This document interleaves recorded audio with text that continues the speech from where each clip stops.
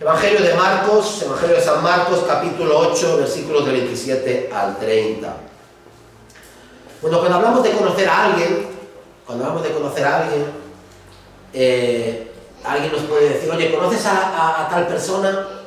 Y bueno, uno puede decir, sí, le conozco, ¿no?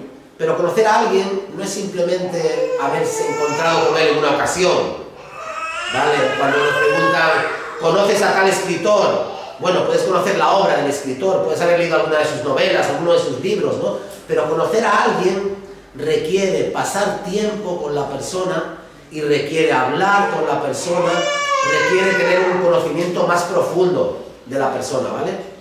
Es decir, cuando decimos, oye, ¿conoces a...? Sí, le conozco. Bueno, pero ¿le conoces de verdad?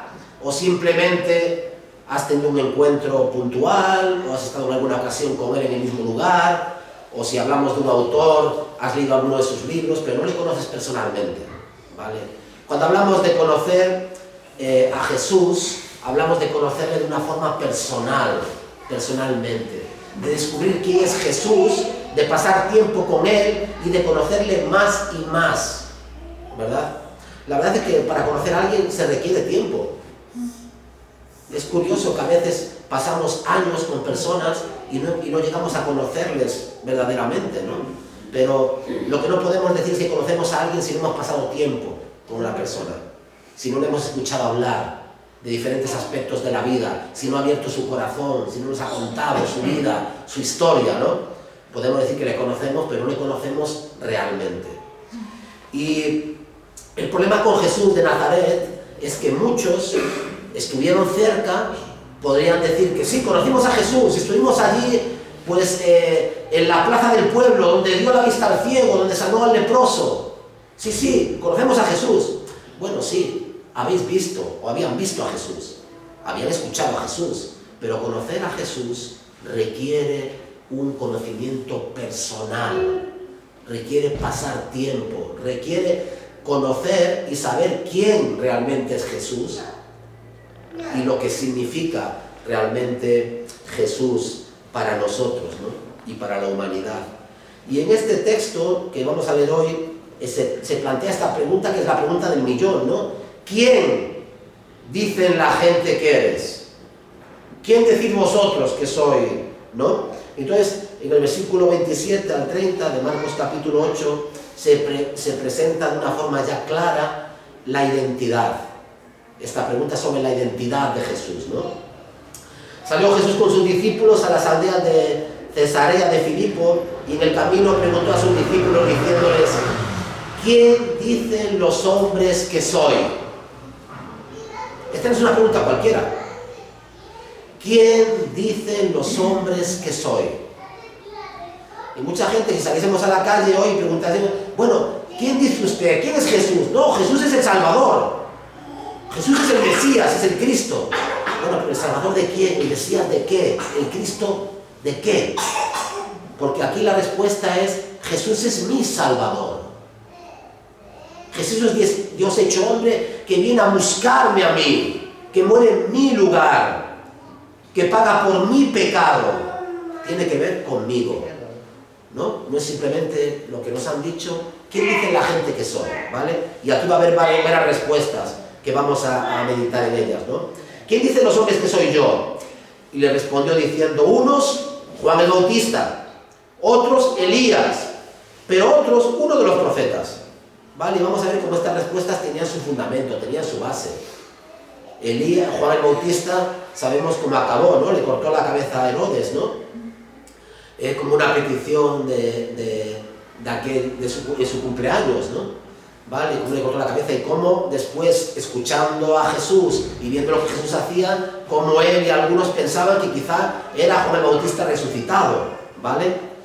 Entonces, él les pregunta de nuevo, ¿vale? Eso es lo que otros dicen, pero vosotros, ¿qué decís vosotros? ¿Quién decís que soy yo? Y respondiendo Pedro le dijo: tú eres el Cristo. Y él les advirtió severamente que no hablaran de él a nadie, ¿vale? Esto es como una revelación primeramente para sus discípulos, ¿no? Y esto tiene que ver con el pasaje del domingo pasado. ¿De qué trataba el pasaje del domingo pasado? ¿Y cómo acababa el pasaje también de la alimentación a esa multitud? Oye, pero es que hasta ahora tenéis oídos y no oís, tenéis ojos y no veis. Y el domingo pasado el Señor hace un milagro y da la vista a un ciego, ¿no? Y lo hace en 2 etapas. Primero le da la vista y le dice, ¿qué ves ahora? ¿Ves algo? Y dice, sí, veo a los hombres que son como árboles, pero se mueven.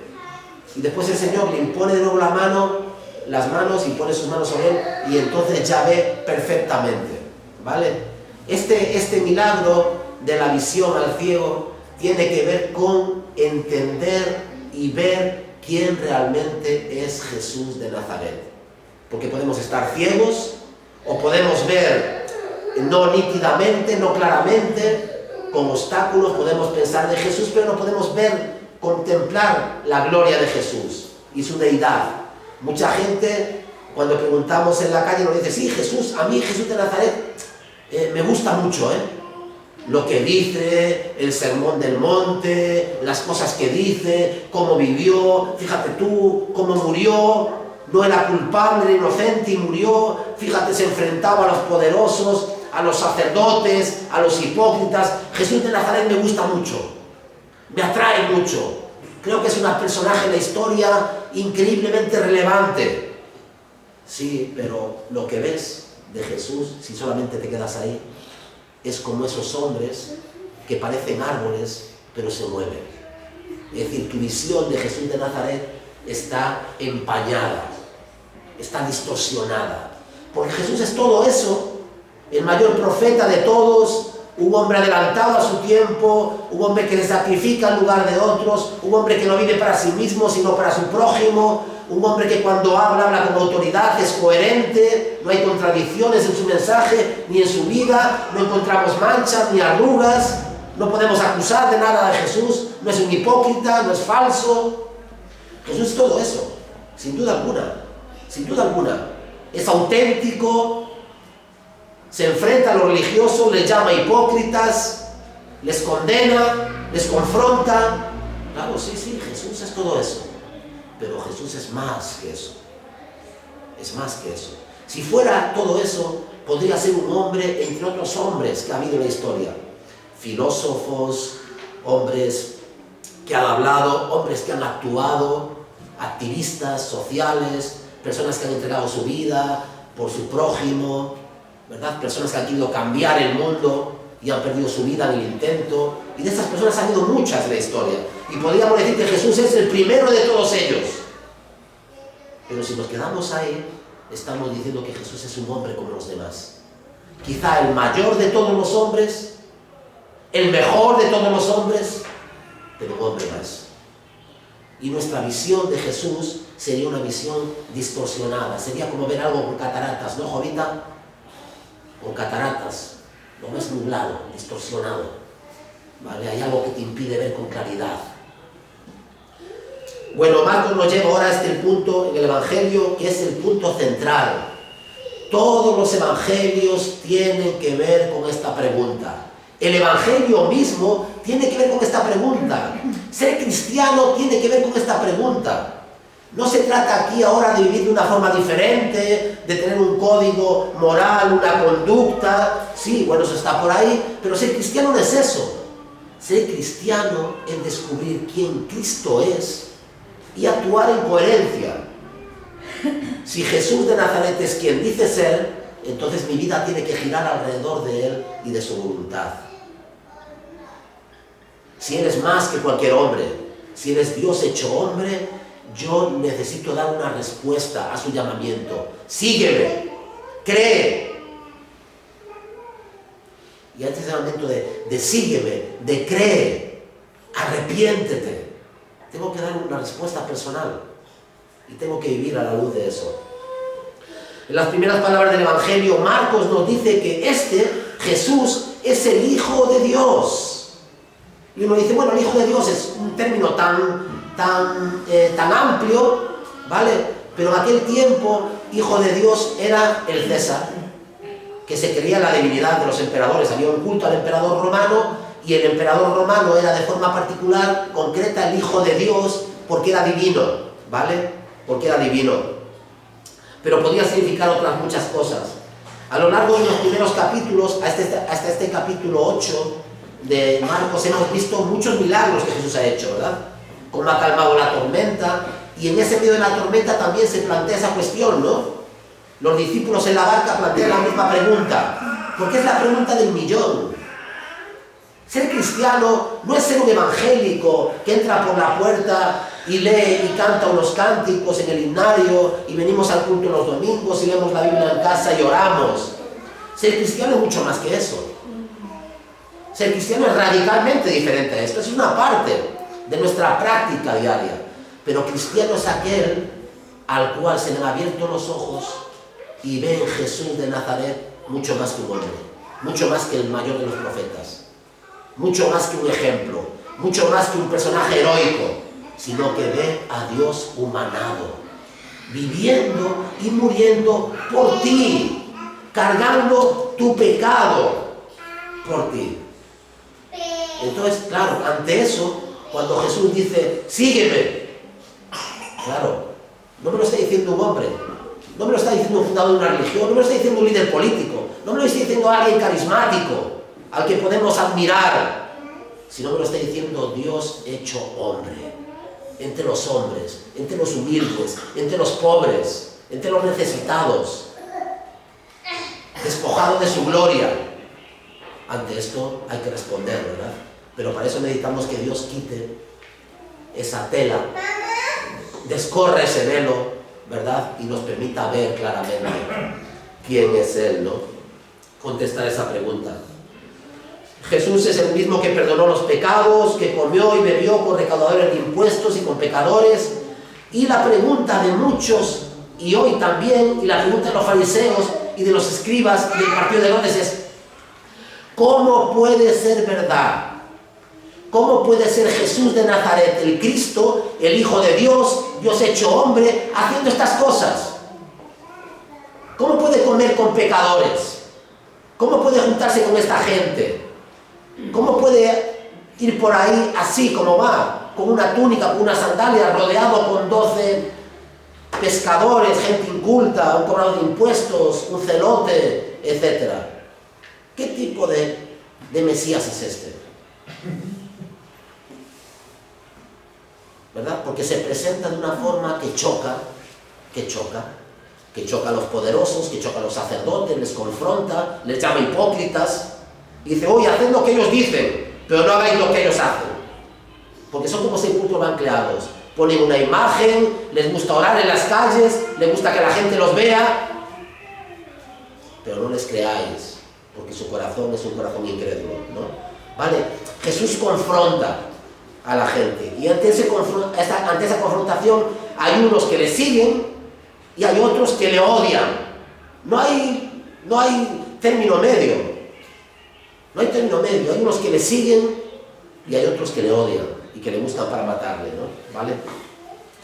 Pronto los discípulos se preguntarán acerca de la verdadera identidad de Jesús, como dije, ¿no? En el lago de Galilea, cruzando el mar. ¿Quién es este? Porque ellos estaban siguiendo a un Cristo, estaban siguiendo al Mesías, pero como dije antes, nuestra voluntad quizá no está en línea con la voluntad de Dios. Nuestro concepto acerca de Jesús, nuestro concepto acerca de la fe, nuestro concepto acerca de la iglesia, igual está distorsionado.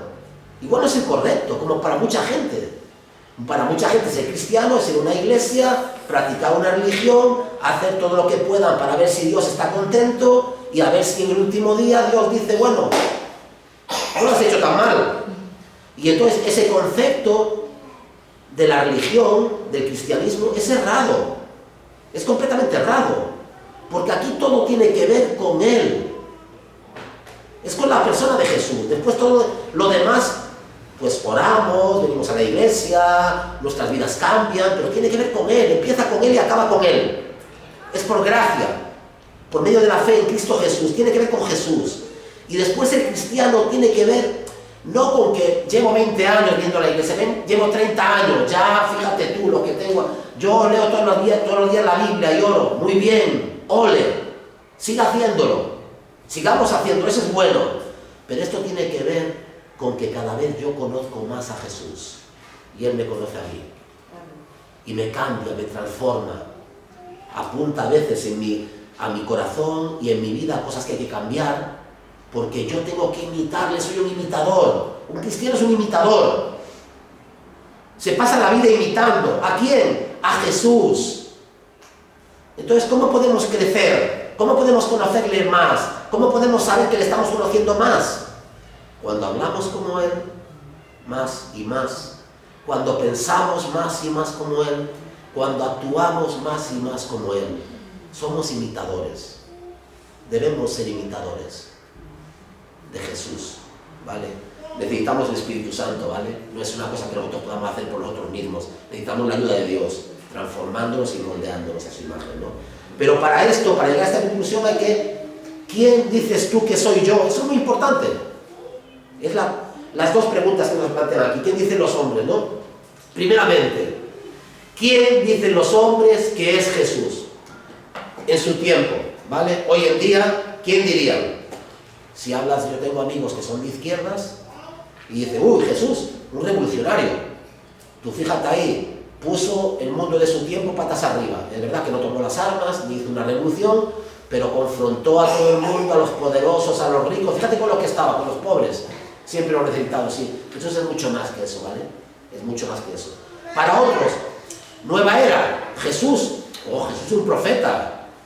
Jesús es un profeta. Sí, Jesús es mucho más que un profeta. Es mucho más que alguien que haya hablado como nunca nadie ha hablado. ¿Por qué? Porque Jesús no solamente habló, Jesús murió en una cruz. Es decir, su discurso, sus palabras le llevaron a ser condenado y crucificado. No eran solamente palabras, ¿vale? Son palabras y hechos, palabras y ejemplo, palabras y acción en su vida. Pero en su tiempo, ¿quiénes decían la gente? Entonces hay unas respuestas, ¿no? En este texto. Primero dicen unos, oye Jesús, unos dicen que eres Juan el Bautista. Juan el Bautista. Y ya lo han mencionado. ¿Por qué dicen que es Juan el Bautista? Algunos decían que era Juan el Bautista y otros aparentemente enumeraban una variedad de profetas del Antiguo Testamento, incluyendo a Jeremías. Eso lo encontramos en Mateo capítulo 16, versículo 14, donde se nos habla, algunos decían que podría ser incluso Jeremías, ¿vale? Una reencarnación no, una visita, que había vuelto, ¿no? Había resucitado Jeremías, ¿vale? ¿Qué significado tiene esto? Claro, está claro que la gente reconocía varias cosas en Jesús cuando habla así. ¿Qué reconocía? Que era un profeta. Si no, lo dirían todos, es Juan el Bautista o alguno de los profetas. Reconocían que Jesús hablaba no como cualquier otro hombre, no como un rabí, un maestro cualquiera, sino que Jesús hablaba, evidentemente, como un profeta del Antiguo Testamento. Entonces, lo primero que reconocían es, Jesús tiene que ser un profeta. Habla como un profeta, se comporta como un profeta, ¿vale? Debe ser un profeta. ¿Qué profeta es? Unos quizá decían Juan el Bautista, otros decían, como digo, Jeremías, y otros incluso Elías, ¿vale? Uno de los mayores profetas del Antiguo Testamento, ¿no? Nadie podría hablar como él si Dios no le enviase. Y vemos como la gente, cuando escuchaba a Jesús, recordamos que dicen, oye, este habla como quien tiene autoridad. No es simplemente un maestro citando a otro maestro, sino que este tiene autoridad. No hace falta que cite a este, que cite a otro maestro, él tiene autoridad cuando habla, ¿no? Habla como un profeta, debe ser un profeta. ¿Qué profeta es, no? Es lo que se preguntaba, ¿no? Hablaba como autoridad directa de Dios y la gente podía percibirlo cuando escuchaba su predicación. Jesús tenía autoridad por sí mismo, ¿no? Dios había prometido que un día daría al pueblo un profeta como Moisés, ¿no? Entonces, en Deuteronomio capítulo 18, versículo 17, creo que es, pues hay una promesa diciendo que Dios enviaría a un profeta como Moisés en esos tiempos. Entonces el pueblo pues tenía estas esperanzas, tenía en mente esto, ¿no? ¿Vale? Que Jesús podría pues ser ese profeta que había sido prometido, que Jesús quizá era el elegido. Además, Dios había prometido en Malaquías capítulo 4, versículo 5, os enviaré al profeta Elías antes de que llegue el gran día y terrible día del Señor, ¿no? Entonces también uno decía, pues oye, puede ser que sea Elías, porque Malaquías promete la venida de Elías de nuevo, ¿no? O, como decía, como temía el propio rey Herodes, ¿no será este Juan el Bautista que ha resucitado? Y eso lo hemos visto en Marcos capítulo, en este evangelio, Marcos capítulo 6, versículo 16, ¿no? Tanto temor tenía Herodes, que le había cortado la cabeza a Juan el Bautista, de que Jesús fuese la reencarnación de Juan el Bautista. ¿Pero por qué? ¿Por qué? Porque el mensaje era parecido.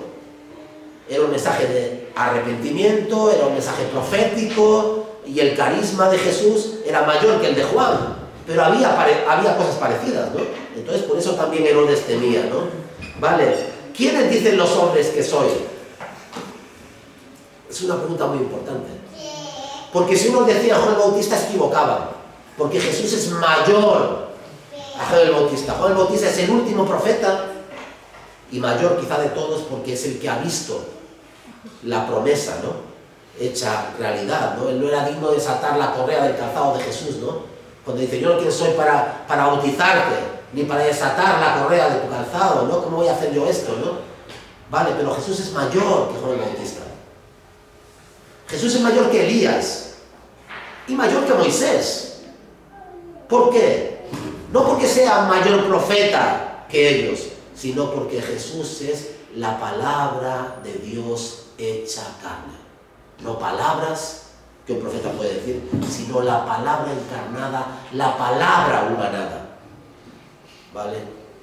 Él habla con autoridad de parte de Dios. Entonces, ya vemos lo que la gente en aquel tiempo decía de Jesús. Y hoy en día igual.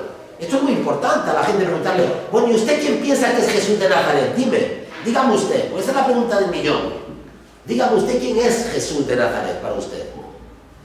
¿Vale? Pero ahora Jesús confronta a los discípulos. Es como si nos preguntase ahora esta mañana a nosotros, ¿no? Jesús. Y nos decimos, muy bien, vale, la gente, unos piensan que soy Juan el Bautista, otros piensan que soy Elías, otros piensan que quizás sea el profeta que fue prometido, como Moisés, que vendría. Pero vosotros, ¿quiénes decís que soy yo? Y yo creo que es muy importante en la iglesia, para nosotros, los que llevamos más tiempo, los que lleváis menos, los que acabáis de llegar, y creo que es muy importante, nuestro compromiso en la vida con la iglesia y con el Señor tiene que ver con esto, realmente. Tiene que ver con quién es Jesús y qué demanda Jesús. Vamos a ver, a las cosas que nosotros amamos le dedicamos tiempo, ¿verdad? ¿Tenéis algún hobby? Bueno, tenéis vuestras esposas, los que estamos casados, nuestros hijos. Si tú amas a tu esposa, tendrás que pasar tiempo con ella. Si amas con tu hijo, no puedes delegar y darle tu hijo a otro para que lo cuide todo el rato y tú no pasar tiempo. A las cosas que queremos, a las personas a las que amamos, no podemos decir amamos a alguien que no pasamos tiempo. No sacrificamos nuestro tiempo, ni nuestra vida por esas cosas. Fijaros, incluso los que tenemos hobbies y nos gustan nuestros hobbies, apartamos tiempo y sacrificamos tiempo para hobbies, ¿no? La gente, yo soy mucho del fútbol, yo no sé mucho el fútbol, ¿no? Pero la gente que es capaz de ir a otra ciudad y estar ahí pendiente de este tipo de fútbol o de lo que sea, un hobby, y sacrificar cosas por eso, porque le dan valor a esas cosas, ¿verdad? Le damos valor a personas y a cosas, le damos valor y les atribuimos un valor, y en relación al valor que le atribuimos estamos dispuestos a dar más tiempo, emplear, ¿no? ¿Qué valor le damos a Jesús? ¿Quién decís vosotros que soy yo? ¿Qué valor tiene Jesús para nosotros? Es muy importante. Como iglesia tenemos que hacer esa pregunta. ¿Qué valor tengo yo? Si no soy capaz de sacrificar por el Señor un poco de tiempo, algo de mi economía, pensar en la iglesia, pensar en mis amigos y mis vecinos, de poder compartir el Evangelio, ¿qué valor le doy yo a Jesús? ¿Qué lugar ocupa en mis prioridades? ¿Cuánto amo yo al Señor ¿qué estaría dispuesto yo a sacrificar por Dios y por el Señor Jesucristo, ¿no? Es una pregunta muy importante, porque tendríamos que vernos ante eso y decir, Señor, la verdad es que yo sé quién eres, pero no te valoro en lo que tú vales, ni sacrifico lo que tú mereces, y mi amor es escaso, y mi compromiso también lo es. Señor, perdóname, y Señor, ayúdame a verte en lo que vales, en lo precioso que eres, en lo mucho que has hecho por mí sin merecerlo, en tu paciencia, en tu amor, en tu perseverancia conmigo. Y ayúdame a responder de otra forma, ¿no? ¿Vale? ¿Quién decís vosotros que soy yo, no? Y fijaros, una cosa era que los discípulos pudiesen decir que eran lo que otros decían acerca de Jesús, pero aquí, como siempre en el cristianismo, no es qué es lo que otros dicen, sino qué es lo que tú dices. No es qué es lo que otros hacen, sino qué es lo que haces tú y yo. Esto es algo personal, ¿entendéis? Somos iglesia, y como iglesia nos necesitamos, estamos llamados a amarnos, a soportarnos en amor, a apoyarnos, a animarnos, a orar por los unos por los otros, a estar ahí presentes los unos por los otros, ¿no? Como iglesia. Pero esto, para ser iglesia, para ser del Señor, todo empieza conmigo, ¿entendéis? ¿Quién dices tú que soy yo para ti? ¿Quién soy yo para ti? ¿Cuánto valgo yo para ti? ¿Qué estarían dispuestos? ¿Estarían dispuestos a seguirme? ¿Estarían dispuestos a renunciar? Porque para seguir a alguien y para renunciar a algo, tienes que darle un valor a eso. Porque si no vale nada, tú no sigues a alguien que no vale nada. Ni entregas nada, ni sacrificas nada por algo que no tenga valor. Tiene que tener valor para ti. ¿Quiénes decís vosotros que soy yo? Jesús nos enfrenta. ¿Quién les creemos nosotros que es Jesús? ¿Vale? Era el profeta final, el último profeta, el mayor profeta de todos, el Cristo prometido, era el Hijo del Dios vivo. Pero esto que dice Pedro, tú eres el Cristo, el Hijo de Dios, son palabras mayores, ¿vale? Para nosotros quizás son palabras, pero para un judío como Pedro, decir tú eres el Cristo es, tú eres el Mesías. Todo el Antiguo Testamento, todos los profetas han hablado de ti. Toda la profecía, todas las promesas, toda la esperanza, todo el futuro de nuestro pueblo descansa en ti. Tú eres el prometido, eres el que había de venir. Tú eres aquel que salvará a su pueblo de sus pecados. Tú eres el Mesías, el Cristo, el Hijo de Dios. Entonces, para ese judío, para Pedro, claro que Pedro lo deja todo para seguirle. Claro que le da a Jesús un valor. Y después vamos a ver con sus tropiezos, porque más adelante Pedro le va a negar. Pero no es que Pedro le niegue. Cuando Pedro le niega, escuchamos esas palabras tan maravillosas, porque esto tiene que ver con esto también. Tiene que ver no solamente con nuestro compromiso con Él, sino tiene que ver primeramente con su compromiso con nosotros. Aunque Pedro ahora es capaz de decir esto, tú eres el Cristo, el Hijo de Dios. Tú mereces ser servido, mereces ser seguido, mereces que dejamos todo por ti.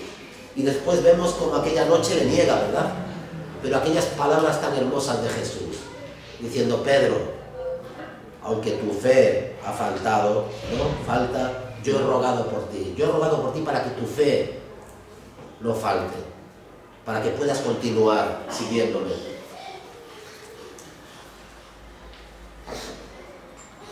Conocían los judíos, ¿no? La Shema, ¿no? Que esa profesión de que el Señor nuestro Dios, el Señor uno es.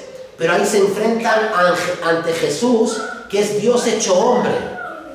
Y reconocen en ese momento la deidad. Reconocer que Jesús es el Cristo, el Hijo de Dios, no es reconocer que es un profeta, sino que es Dios hecho hombre, ¿vale? La deidad es importante. Mucha gente aquí es donde tropieza con Jesús. ¿Quién dices tú que soy yo? ¿Quién dice la gente que soy yo? Pues eso, un revolucionario, un gran hombre, adelantado a sus tiempos, un profeta, pero Dios hecho hombre, y aquí está la clave. Jesucristo, Jesús de Nazaret, es Dios hecho hombre, el Hijo de Dios. Por eso merece nuestra atención. Por eso merece nuestra devoción y nuestra adoración. Por eso merece nuestro seguimiento. Por eso merece nuestra obediencia. Yo ante ningún hombre, os lo digo en esta mañana, ante un hombre, igual si me forzasen igual sí, pero ante ningún hombre doblaría mi rodilla. A ningún hombre seguiría como sigo a Jesús de Nazaret. De ningún hombre diría lo que digo de Jesús de Nazaret. Porque los demás hombres son hombres como tú y como yo. Y fallan, y son contradictorios. Y sus mejores deseos y sus mejores ideales se ven manchados por el pecado. Y frustrados por el pecado. Porque soy cristiano. Porque Jesús es mucho más que el mejor hombre de todos. Porque Jesús es Dios hecho hombre.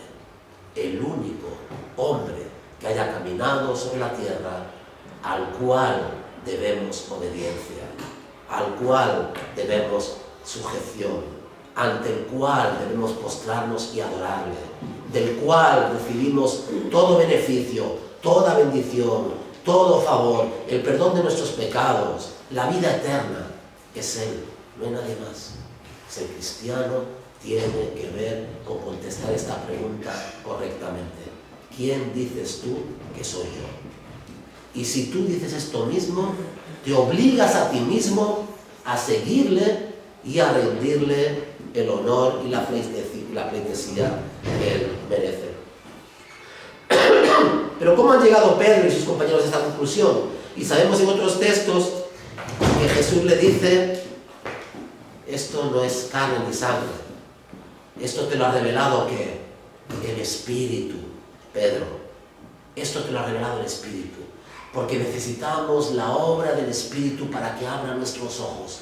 Necesitamos un segundo toque de Jesús para llevarnos de ver a esos hombres como árboles, pero que se mueven, ¿verdad? Pero que no podemos contemplar, que contemplamos difusamente,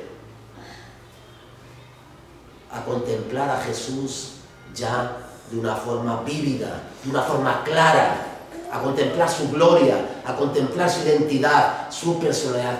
¿Quién es Jesús para ti? ¿Quién es Jesús para ti?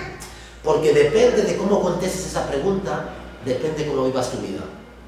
Depende de tu compromiso con Él, depende de tu compromiso con la iglesia, depende de dónde esté tu corazón, tus valores, depende de tu paz en esta vida, depende del perdón de los pecados, tu esperanza de vida futura y venidera, depende todo de Él. Depende de tu concepto de Él. ¿Quién decís vosotros que soy yo? ¿Quién dices tú que es Jesús? En los próximos días que vienen, después de este pasaje, Jesús dirá, revelando poco a poco, ¿no?, su identidad a ellos, ¿no?, cada vez más, ¿no?, de quién Jesús es, porque no acabamos nunca de conocer al Señor. Es más, tenemos que ir conociéndole cada vez más y más, ¿verdad? Más y más. Él nos ayuda a verle con claridad. Y en esta mañana ruego al Señor por mí y por vosotros y por los que no están aquí, que podamos tener un concepto claro, que podamos ver en Jesús la gloria de Dios, que podamos leer los evangelios y maravillarnos de que este que andaba por los caminos de Palestina, este que no tenía donde recostar la cabeza, ese que solamente tenía unas sandalias y una túnica, ese que camina inexorablemente hacia la cruz, es lo que le espera. Ese que es Rey de Reyes, Señor de Señores, pero que es coronado con una corona de espinas. Ese que es el creador de todas las cosas y que es burlado y se le pone una túnica púrpura diciendo, ¿cómo va a ser este el rey? ¿El rey de qué? Si le vamos a crucificar ahora, abandonado, solo, derrotado, humillado.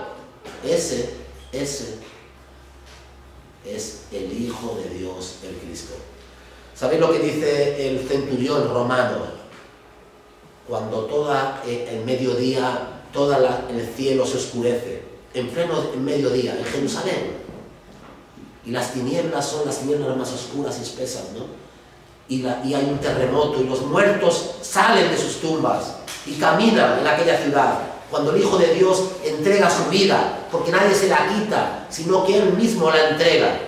Y sabéis lo que aquel centurión romano, aquel hombre curtido en 1000 batallas, aquel hombre que había empuñado su arma para quitar la vida de muchos, y para el cual la muerte no era algo ajeno, extraño, aquel hombre mira a la cruz cuando Jesús entrega su vida y dice: este verdaderamente era el Hijo del Dios Altísimo. Como en aquel momento Dios abrió los ojos para que ese hombre pueda confesar la verdadera identidad de Jesús de Nazaret. Os puedo asegurar, no sabemos más de la vida de este centurión, pero os puedo asegurar que ese centurión vivió y murió por la causa del Evangelio y de Jesús el resto de su vida. Porque es imposible no hacerlo cuando el Señor abre nuestros ojos y contemplamos la gloria de Jesús. Y contemplamos su vida sin pecado. Y contemplamos su muerte y su sacrificio. Y somos conscientes que sin Él estaríamos perdidos y condenados por la eternidad. Y nos acordamos de su paciencia, de su amor por nosotros. Cómo persevera, cómo es paciente a pesar de nuestro pecado, a pesar de nuestras caídas, a pesar de nuestras contradicciones. Jesús nos ama, nos sirve. ¿Quién es Jesús para ti? ¿Quién dices tú que es Jesús? ¿Quién es Jesús de Nazaret para mí? Lo vamos a dejar aquí, porque esa respuesta lo es todo, lo es todo. Si confiesas que Jesús es tu Salvador, es tu Señor, es tu hermano mayor, es el Cordero de Dios que quita el pecado del mundo, pero que quita el tuyo, entonces tu vida y la mía necesitan girar alrededor de Él, como la luna y los planetas giran alrededor del sol. No hay otra opción. Hermanos, quiera que todos los que estamos aquí presentes esta mañana, y los que no están también, porque podemos orar por ellos, para que redescubramos, para que veamos con claridad, con nitidez, la gloria de Cristo, su amor y su sacrificio, para que podamos vivir a la luz de ello y podamos comprometernos más con Él, con su iglesia y con su causa. Ahí sea la gloria, no solamente en esta mañana de este grupo de cristianos y cristianas, sino por los siglos de los siglos en su iglesia. Amén. Amén.